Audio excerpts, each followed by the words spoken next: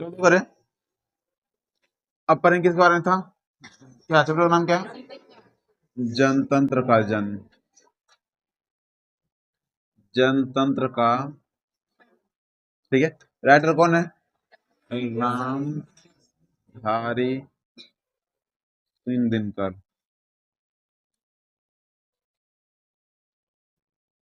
ठीक है। रामधारी सिंह क्या है? दिनकर। ये हमारे बिहार के हैं और ये राष्ट्र कवि भी कहे जाते हैं, याद रखना, ठीक है। चलो देखिए, पढ़ते रामधारी सिंह दिनकर के बारे में पहले। वही तरह के तो रही थे। तो देखिए, रामधारी सिंह दिनकर के बारे में पढ़ते हैं। कह रहा है कि राष्ट्र कवि, याद रखना इसको राष्ट्र कवि कहा जाता है, ठीक है ना। बिहार के थे राष्ट्र कवि। राष्ट्र कवि रामधारी सिंह दिनकर का जन्म कब हुआ था? 23 सितंबर 1908 ईस्वी। कब हुआ था? कहाँ पे हुआ था? सिमरिया, बेगूसराय। बेगूसराय में इसका जन्म हुआ था। बेगूसराय सिमरिया में इसका जन्म हुआ था। हाँ हाँ, यही बेगूसराय, अपना बिहार का बेगूसराय, एक बेगूसराय, हाँ यहीं पर। और निधन हुआ था 24 अप्रैल 1974 ईस्वी में। बेगूसराय जाओगे ना, बेगूसराय जाओगे ना, तो वहां पे इसका बना हुआ है थी दिनकर। थी एक कॉलेज है ना, कॉलेज के बगल में, ईगल रोड में रे, पोस्ट ऑफिस वाला रोड में है, ठीक है ना। नहीं, इसका रामदास दिनकर। अरे देखो, कर उनके माँ का नाम था मनरूप देवी। माँ का नाम क्या था रे? मनरूप देवी। और पिता का नाम था रवि सिंह, याद रखना, पूछा गया है। उसके पिताजी का नाम क्या था? रवि सिंह। आगे, दिनकर जी की प्रारंभिक शिक्षा गांव और उसके आसपास हुई थी।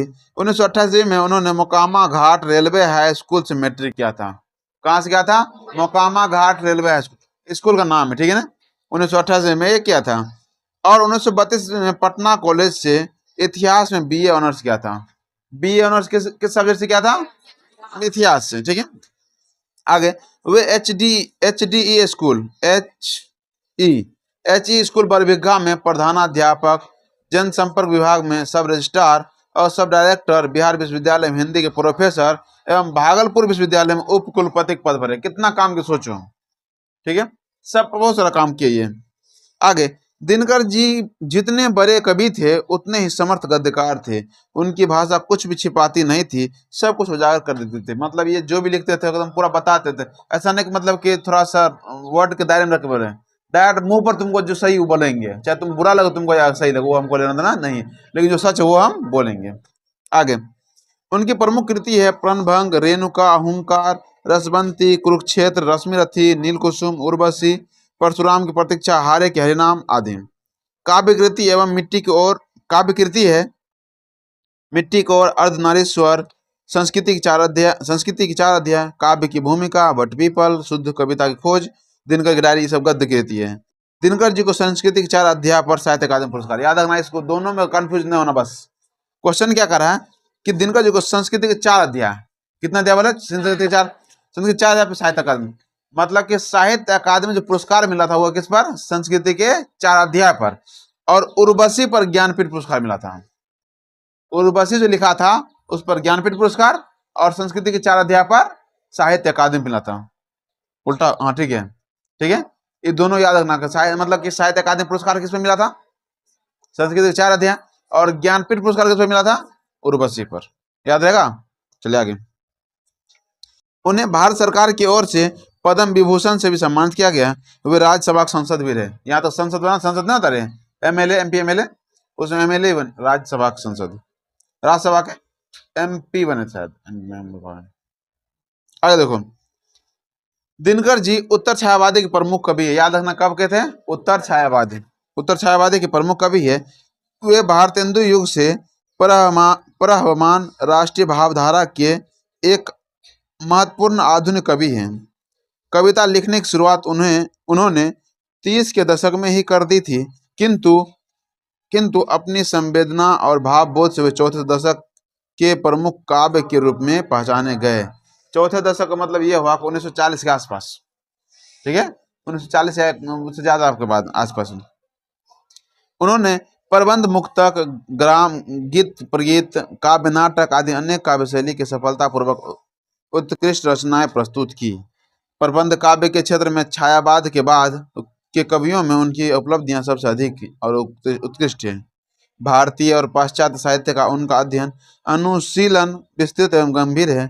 उनमें इतिहास और संस्कृति परंपरा की गहरी चेतना है और समाज राजनीति मतलब लगभग सब कुछ काम कर दिया था। राजनीति कर ये लिया था, जीवन चेतना उसको पता था, जीवन कैसे जिया जाता है, सब कुछ के बारे में उसके कविता मिलता है, जो उनके साहित्य के अनेक स्तर को व्यक्त करता है। अगर लास्ट में राष्ट्र कवि की प्रस्तुत कविता, अभी जो पढ़ेंगे उसके बारे में बोल रहे हैं।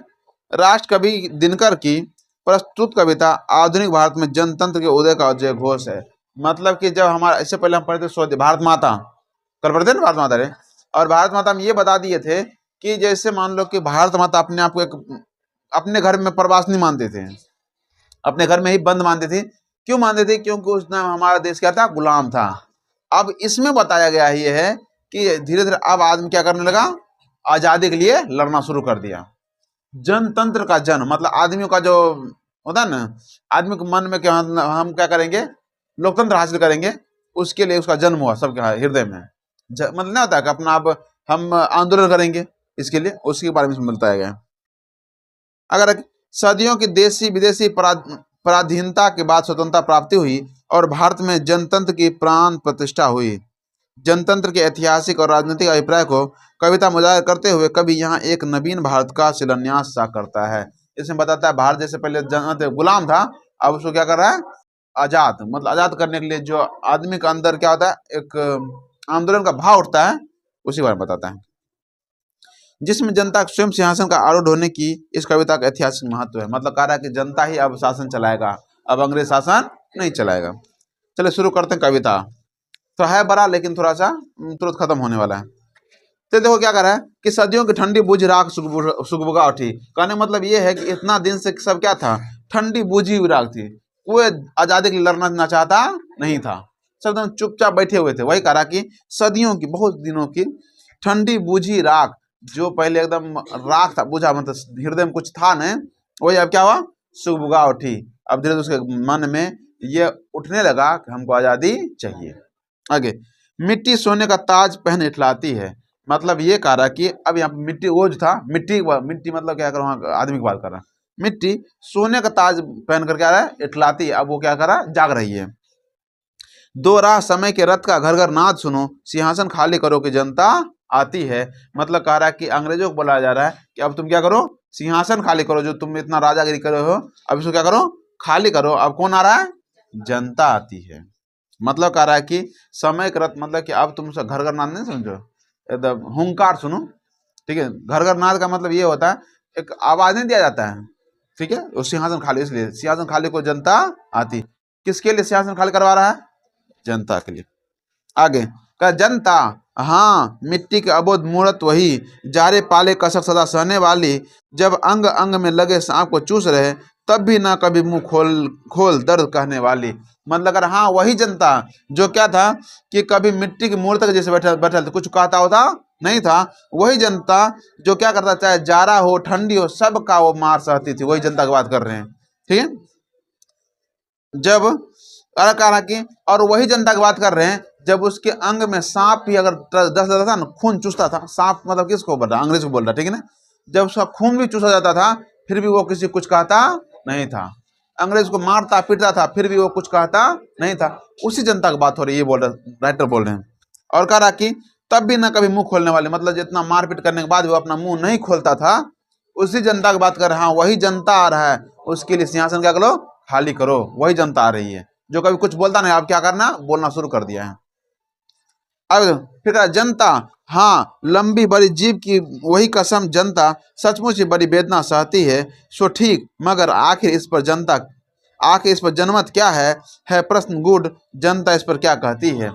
जनता इस पर क्या कहती है? कर हाँ वही जनता की बात कर रहे हैं जो लंबी बड़ी जीव की वही कसम। मतलब कह रहा कि वो जो अंग्रेज आते थे उसको ऐसे दिलासा दे चले जाते थे। मतलब बहुत बार बात नहीं बोलते थे, तुमको अगर हमको दिलासा देना तो क्या करेंगे? झूठो झूठो कुछ कुछ बात क्या करता है? अच्छा बात बोला जाता है, हम ये देंगे तुमको, ये करेंगे। जिस नेता नहीं करते, नेता सब नेता क्या करता है कि एकदम हमको जिता दो, हम ये देंगे, वो एकदम 10 को बात अगर जाएगा, लेकिन होता कुछ भी नहीं। वही बात यहाँ कर रहे हैं, नहीं कर रहा है कि हाँ वही जनता जो झूठी कसम को भी उत्साह लेता था। आगे, सचमुच बड़ी मतलब ठीक है। आगे कह रहा कि वही जनता है जो क्या कहते बहुत वेदना, वेदना मतलब दुख पीड़ा सहती थी, वही जनता की बात कर रहा है। सो ठीक, मगर आखिर इस पर जनमत क्या है? लेकिन अब लोग क्या कहते हैं? जब तक था सहना दुख सहना, दुख सह लिए, अब क्या कहते हैं ये बताओ। आगे है प्रश्न, ये प्रश्न उठ रहा है, बताओ कि जनता इस पर कहती क्या है। ये तो सिंपल रहा है, बोला क्या कहती जनता इस बारे में, आप क्या कहना चाहते हैं। अब आगे कह रहा कि मानो जनता हो फूल जिसे एहसास नहीं, जब चाहो तभी उतार सजा लो दोनों में। मतलब कह रहा है कि जनता है, ऐसा मानो कि ये समझो उसको फूल समझाता है, जब मन हो उसको तोड़ लो, जब मन हो तो कहीं कहीं सजा लो। उसी जनता की बात कर रहे हैं जिसको लोग क्या करते थे, कभी उसको तोड़, मतलब जो मन उसके साथ कर लेता था। जैसे मान लो कि फूल को तुम तोड़ लेगा, तोड़ के तुम चाहे रास्ता फेंक दो या फिर किसी पे चढ़ा दो, कुछ बोलता है क्या? जस्ट वही बात यहाँ का रखा, वही जनता है मानो फूल जैसा जिसे एहसास ही नहीं, जब मन उसको तोड़ा, जब मन जहां मन तहां सजा दिए, कहीं कुछ कर दिए, कोई पता नहीं है। अथवा कोई दुधमुआ जिसे बहलाने की जंतर मंत्र सीमित हो चार खिलौने में, मतलब कह रहा बस अब उतना नहीं, अब वो जनता है, अब कोई दूधमुहा बच्चा नहीं रहा। दूधमुहा मतलब जो दूध पीता बच्चा नहीं होता है, बस अब वो जो जनता था, अब वो दूध पीता हुआ बच्चा नहीं है, जिसे चाहो तो कुछ खिलौने, चार पांच खिलौने दे करके उसको बहला फुसला दो। होता है ना बात। बच्चा क्या करते हैं, अगर बच्चा कहीं जा रहा है उसको खिलौने दे दो, वो अपने उधर चुप अपने उसमें खेलने लगेगा। तो वही कह रहा है कि अब वो जनता दुधमुहा बच्चा नहीं रहा कि जिसे दो चार बात बोल दो, दो चार चीज समझा दो, वो समझ जाएगा, या फिर तुमसे क्या करेगा, मतलब कि अपना मुंह बंद करके खेलने लगेगा, ऐसा नहीं है। आगे कर लेकिन, आगे लेकिन होता भुडोल बवंडर उठते, जनता जब कोपाकुल को भ्रिकुटी चढ़ाती है। अब क्या करा, कह रहा है कि लेकिन होता भुडोल, मतलब कि लेकिन जब जनता अपना दुख को व्यक्त करता है तो बवंडर आता है। बवंडर जानते हो, बवंडर आंधी तूफान, ठीक है ना, वही कह रहा है। कर लेकिन होता भुडोल बवंडर उठते हैं, जनता जब कोपाकुल को भ्रिकुटी चढ़ाती है। मतलब ये हुआ कि जब जनता अपने पे आती है तो पूरा बवंडर आता है, पूरा भयंकर क्या आता है, पूरा एकदम आंधी तूफान भूकंप आता है। ठीक है, आगे कर रहा है, दो राह समय का रथ, रथ का घर घर नाद सुनो, सिंहासन खाली करो कि जनता आती है। तो वो जो घर घर नाद का मतलब ये हुआ कि जब रथ चलती तो आवाज नहीं करता है, कह रहा वो तुम आवाज सुनो, जल्दी जल्दी खाली करो, सिंहासन खाली करो। अब कौन आएगा, जनता आएगा, क्योंकि उस टाइम देश आजाद हो रहा था, तब की बात कर रहे हैं। आगे कह रहा कि हुंकारों से महलों की नींव उखड़ जाती है। हुंकार मतलब ये होता है कि मतलब एकदम आवाज, चिल्लाहट से, भाई जल्दी दिखा ले करो, ठीक है ना। कह रहा कि हुंकार से महलों की नींव उखड़ जाती है, ठीक है ना। ऐसे हम करा, बताओ क्या अभी बताए, अभी लाइन बताओ तुमको, अभी क्या पढ़े हम। वो बहुत दिन पहले चले गया, खिलौनों खत्म हो गया, उससे आगे बताओ। हाँ अभी तुरंत बताए, खड़े रहेगा बैठेगा नहीं पूरे क्लास। देखो रे, तो क्या बोला, हुंकारों से महलों की नींव उखड़ जाती है, या उखड़ जाती है, यहाँ बोला मतलब ये करा, हुंकार का मतलब बता दिए थे क्या, मतलब आवाज से, जनता का आवाज से जो सिंहासन, सिंहासन मतलब जिस पर ताज राजा बैठते हैं, करा वो क्या होगा, उखड़ जाता है। इतना अथी गरज है कि वो उसके आवाज से पूरा सिंहासन हिल गया, उखड़ गया। आगे सांसों के बल से ताज हवा में उड़ता है। मतलब जो सांस लेता है ना, सांस, उसके हवा से उसका ताज था, राजा ताज उड़ जाता है। सोचो इतना दम आ गया उस जनता में। आगे जनता की रोके राह समय में ताव कहाँ, मतलब कह रहा जनता का राह कौन रोक सकता है, किसी में उतना ताव, उतना हिम्मत किसमें है कि जनता का रास्ता रोक दे, किसी में अब हिम्मत नहीं है कि जनता का रास्ता रोक दे, वो जहां जाएगा वहां जाके ही रहेगा। कह रहा कि जनता का राह रोके, आगे वो जिधर चाहती काल उधर ही मुड़ता है। वो जिधर चाहता है ना, काल मतलब समझते ना, काल का मतलब यहाँ का, काल का मतलब ये होता है, क्या कह सकते हैं, हाँ संकट, ठीक है ना। वो जिधर चाह जाएगा उधर वो संकट को मोड़ देगा, चाहेगा तो। वही कह रहा है कि वो जिधर चाहती है काल, काल उधर ही मुड़ता है। अब दो सब शताब्दियों शस्त्रों का अंधकार, बीता गवाक्ष अंबर के दहके जाते हैं, ये और नहीं कोई जनता के स्वप्न अजय, चिरते तिमिर का बख्श उमरते आते हैं। मतलब कह रहा है कि अब 2 शताब्दियों, मतलब अगर हजारों वर्षों करोड़ों वर्षों से जो अंधकार था, अंधकार का मतलब वही गुलामी की बात कर रहे हैं, गुलामी का अंधकार, जो अंधकार था वो बीता, गवाक्ष अंबर के दहके जाते हैं, ये और कोई नहीं जनता का स्वप्न जय। मतलब कह रहा है कि ये और कुछ नहीं है, ये किसकी वजह से हो रहा है? जनता का जो सपना था वो सपना क्या हो गया? विजय हो रहा है, मतलब जीत हो रहा है। इतना हजारों साल से जो गुलाम अंधकार था, उस अंधकार क्या होगा?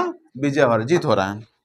आगे, चीरते तिमिर का बख्श उमरते आते हैं, मतलब अगर उस अंधकार को चीरते हुए प्रकाश आ रही है, उमरते आ रही मतलब आ रही है। आगे, सबसे विराट जनतंत्र जगत का आ पहुंचा। अब कह रहा है कि सबसे विराट मतलब सबसे विशाल जनतंत्र, जनतंत्र जगत का आज पहुंचा, मतलब आदमियों का जो झुंड है वो क्या हुआ? आ पहुंचा है, सभी जनतंत्र। आगे, 33 कोटि हित। अब देखो, इससे पहले जब भारत माता पर रहे थे उसमें पहले 30 कोटि या 30 करोड़ बोले थे। अब फिर जब देश आया तब कितना था? 33 करोड़। 33 करोड़ मतलब 33 करोड़। 33 कोटि हित सिंहासन तैयार करो। एक दो सिंहासन तैयार नहीं करो, ऐसा नहीं कि एक बैठेगा सिंहासन पर, नहीं, कितना? 33 करोड़ सिंहासन तैयार करो कि उस पर जनता बैठेगा। तैयार करो, अभिषेक आज राजा का नहीं प्रजा का, 33 कोटि जनता के सिर पर मुकुट धरो। मतलब कह रहा है आज जो अभिषेक हो, अभिषेक जानते हैं, मतलब राज अभिषेक नहीं होता है, राजा का राजा धारण करना, ठीक है, वही कह रहा है कि अभिषेक आज राजा का नहीं, मतलब आज राजा का अभिषेक नहीं होगा, किसका होगा? प्रजा का होगा, जनता का होगा, जनता का अभिषेक होगा। और कितने 33 कोटि जनता के सिर पर क्या होगा? मुकुट धरा जाएगा। मुकुट मतलब ताज। तो जो पूरा जनता था उस सभी जनता के सिर पर क्या रखा जाएगा? ताज रखा जाएगा। आगे, आरती लिए तू किसे ढूंढता है मूर्ख, मंदिरों राजप्रसादों में तहखानों में, देवता कहीं सड़कों पर मिट्टी तोड़ रहे, देवता मिलेंगे खेतों खलिहानों में। मतलब कह रहा है कि तुम जो आरती लेकर घूम रहे हो, ये जो तुम आरती दिखा रहे हो, तुम कहाँ पर, तुम किसको ढूंढ रहे हो मूर्ख? तुम मूर्ख हो, किसको ढूंढ रहे हो? तुम क्या अति भगवान खोज रहे हो? नहीं, वो मिलेगा कहाँ पर? वो मिले मंदिर में, राजप्रसाद तहखानों में तुम ढूंढ रहे हो। ना तुमको मंदिर में मिलेगा, ना तो तहखानों में मिलेगा, और ना ही राजप्रसादों में मिलेगा, मतलब राजा के जगहों पर वो नहीं मिलेगा। वो कहाँ मिलेगा? देवता कहीं सड़कों पर मिट्टी तोड़ रहे हैं। कारण असल जो देवता है वो कहाँ है? सड़क पर तुमको मिलेगा, और वो सड़क पर क्या करेंगे? मिट्टी तोड़ रहेंगे। मिट्टी है, गिट्टी है रे, गिट्टी मिट्टी है रे, गिट्टी तोड़ रहे हैं, मतलब मजदूरी करते तुमको दिखेगा, वही देवता है। तुम जो मंदिर मस्जिद में खोज रहे हो वो देवता नहीं है। देवता तुमको कहीं सड़कों पर गिट्टी तोड़ते हुए मिलेंगे। देवता मिलेंगे खेतों में खलिहानों में, और तुमको देवता कहाँ मिलेंगे? खेतों में और खलिहानों में, वही मेन देवता है, उसी देवता की बात कर रहे हैं हम। आगे, फावरे और हल राज दंड बनने को धूसरता सोने से श्रृंगार सजाती है। फावरा जानते हैं खुदारी? फावरे और हल, जो फावरा और हल है वही उसका राजदंड है। राजदंड का मतलब बताते हैं कि राजा के पास एक दंड अति होता है, एक लाठी टाइप का नहीं होता है, एकदम मतलब होता है राजा के लिए।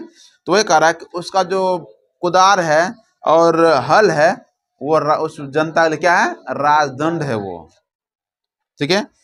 और कह रहा है कि धूसरता मतलब वो जो मिट्टी है वो सोना लगा रहा है, धूसरता सोने से श्रृंगार सजाती है। उस मिट्टी से क्या कर रहा है? सोने का श्रृंगार सजा रही है, वही जनता, वही देवता है। आगे, दो राह मतलब रास्ता दो, खाली करो, रास्ता दिखा दो, समय के साथ घर घर नाथ सुनो, सिंहासन खाली करो कि जनता आती है।